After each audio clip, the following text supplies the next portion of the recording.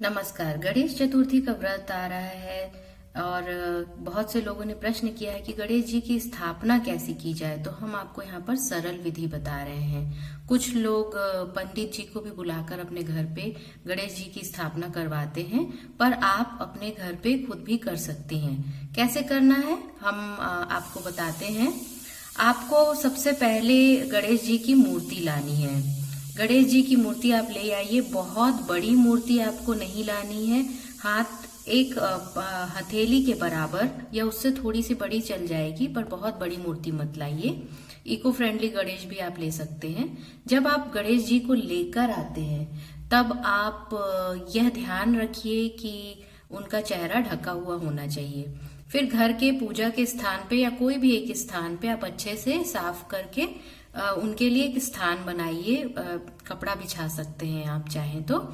और आप चाहें तो 3 दिन के लिए, 5 दिन के लिए, 7 दिन के लिए या 10 दिन के लिए गणेश जी की स्थापना कर सकते हैं। बेसिकली गणेश चतुर्थी के दिन से गणेश जी की स्थापना की जाती है और अनंत चतुर्दशी के दिन उनका विसर्जन किया जाता है। तो यह नियम है, पर कुछ लोग 3 दिन, 5 दिन, 7 दिन के लिए भी रखते हैं। तो जैसा आपको उचित लगे आप वैसा कर सकते हैं। आपको गणेश जी ले आने हैं और उसके बाद जब आप दूसरे दिन नहा धोकर आपको गणेश जी की मूर्ति को खोलना है। जो स्थान आपने बनाया है, सबसे पहले आप उनका आह्वान कर लीजिए। उनको मन ही मन याद कर लीजिए कि हे गणेश जी, आप हमारे घर में विराजमान रहिए और हमारी सेवा, सरलता से की गई सेवा को स्वीकार करिए। ऐसे करके आपको आह्वान करके गणेश जी को उस स्थान पे रख देना है। उसके बाद पूजा बहुत ही सिंपल है। आपको उनको जल सींचना है। आप कुशा ले लीजिए या धूप ले लीजिए या फूल ले लीजिए, उससे थोड़ा सा जल लेकर गणेश जी पे छिड़क दीजिए। फिर आप हल्दी, रोली, चंदन या अक्षत से फिर तिलक कर दीजिए। फिर आप उन्हें वस्त्र धारण कराएंगे। आप छोटा सा कोई वस्त्र जो उन्हें आप पहना सके वो ले लीजिए। यज्ञोपवीत यानी कि जनेऊ जो होता है वो आपको पहनाना है। उसके बाद आप फूल चढ़ा दीजिए, फूल माला चढ़ा दीजिए। फिर आपको भोग लगाना है। तो भोग में गणेश जी को लड्डू या मोदक प्रिय होता है, पर आप कोई भी मिठाई जो आपके घर में बनी हो या स्वच्छता से आप बना सकते हैं, हलवा है, खीर है, कुछ भी आप चढ़ा सकते हैं। मेवे चढ़ा सकते हैं, फल चढ़ा सकते हैं। फल में आपको नारियल और केला चढ़ाना है। उसके बाद आप उन्हें नमस्कार करेंगे। धूप चढ़ाइए। धूप गणेश जी को बहुत ही प्रिय होती है। धूप चढ़ाइए आप। और जो सिंदूर होता है, सिंदूर आप गणेश जी को लगा सकते हैं, ये उन्हें पसंद है। और उसके बाद फिर आप इनकी आरती कीजिए। जय गणेश देवा वाली आरती जो है वो बहुत ही प्रसिद्ध है।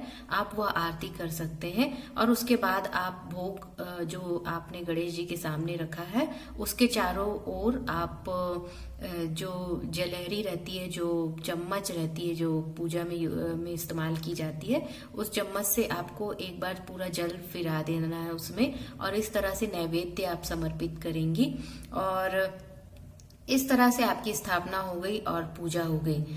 अब आपको रोज जितने दिन गणेश जी हैं उतने दिन आपको यह पूजा करनी है, सुबह और शाम। शाम को आपको नहलाना या फूल चढ़ाना नहीं, शाम को सिर्फ आप आरती और प्रसाद आपको करना है।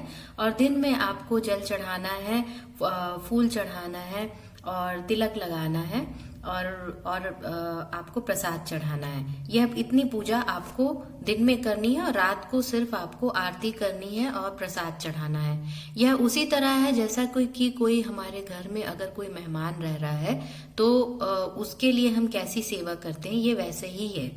तो एक बार आप स्थापना हो गई और वस्त्र वगैरह आपने पहना दिया, उसके बाद रोज आपको सिर्फ थोड़ा सा जल छिड़क दीजिए, तिलक कर दीजिए और फूल चढ़ा दीजिए। इत्र लगाना है, इत्र लगा दीजिए। सिंदूर चढ़ा दीजिए, धूप चढ़ा दीजिए।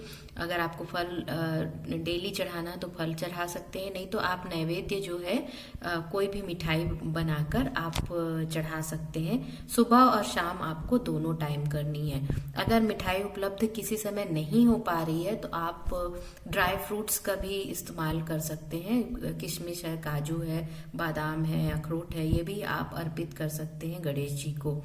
तो इस तरह से श्रद्धा भक्ति रखते हुए श्री मंगल मूर्ति का आप पूजन कीजिए, अपने परिवार की सुख समृद्धि के लिए प्रार्थना कीजिए। और अनंत चतुर्दशी के दिन, या फिर अगर आपने 3 दिन के लिए डिसाइड किया है तो उसके बाद फिर आपको इनकी विधिवत पूजा करनी है। जनेऊ बदलना होगा और जल चढ़ाना होगा। पूरी जैसे आपने पहले पूजा की थी वैसे ही आप पूजा करेंगे। कुछ लोग हवन करना चाहते हैं तो आप हवन भी कर सकते हैं। आप थोड़ा सा अग्नि प्रज्वलित कर लीजिए, आप अग्नि का आह्वान कर लीजिए और गणेश जी के विभिन्न नामों को लेते हुए आप हवन कर सकते हैं, या 7 नामों का लेके हवन कर सकते हैं। इस तरह से आप हवन भी कर सकते हैं और फिर आरती कर लीजिए। फिर आसन हिलाना, मतलब गणेश जी को आप जिस स्थान पे वो बैठे हैं उससे थोड़ा सा उठाकर थोड़ा सा अलग रख देंगे, क्योंकि कई बार क्या होता है कि हम इमीडिएटली विसर्जन के लिए नहीं जा रहे हैं, तो अगर हम आसन हिला देते हैं तो एक प्रकार से उनका विसर्जन मान लिया जाता है। तो आसन हिला देना है। इसके बाद फिर आप गणेश जी को विसर्जन करने के लिए कुएं में या तालाब में या नदी पे लेके जाएंगे। अगर आप नहीं जा सकते हैं तो आप एक साफ पात्र ले लीजिए, बर्तन ले लीजिए, उसमें पानी भर लीजिए, उसमें अक्षत फूल थोड़ा सा डाल दीजिए, उसे नदियों की तरह मानिए, उसे गंगा नदी या पवित्र नदियों का आह्वान कीजिए, मन में ध्यान कीजिए और बोलिए कि हम इसे वही मान रहे हैं। और उसमें आप गणेश जी की मूर्ति को विसर्जित कर सकते हैं श्रद्धा पूर्वक। कुछ समय बाद आप देखेंगे, 1 दिन बाद अगर आप उसको छोड़ देते हैं तो मूर्ति पूरी तरह से मेल्ट हो जाती है, क्योंकि ये कच्ची मिट्टी की होती है।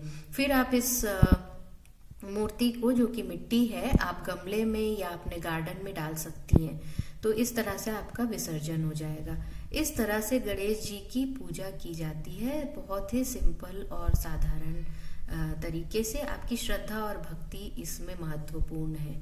और नारियल जो आप चढ़ाएंगे उसे आप फोड़ सकते हैं, और अगर आपने आखिरी दिन में दक्षिणा निकाली है तो आप उसे किसी चैरिटेबल वर्क में या किसी टेम्पल पे या किसी पंडित जी को बाद में दे सकती हैं। याद रखिए कि अभी सोशल डिस्टेंसिंग फॉलो किया जा रहा है, इसलिए आप अपने घर में ही रहकर सुरक्षित या पूजा कीजिए। आप सभी को गणेश चतुर्थी की बहुत बहुत शुभकामनाएं। धन्यवाद।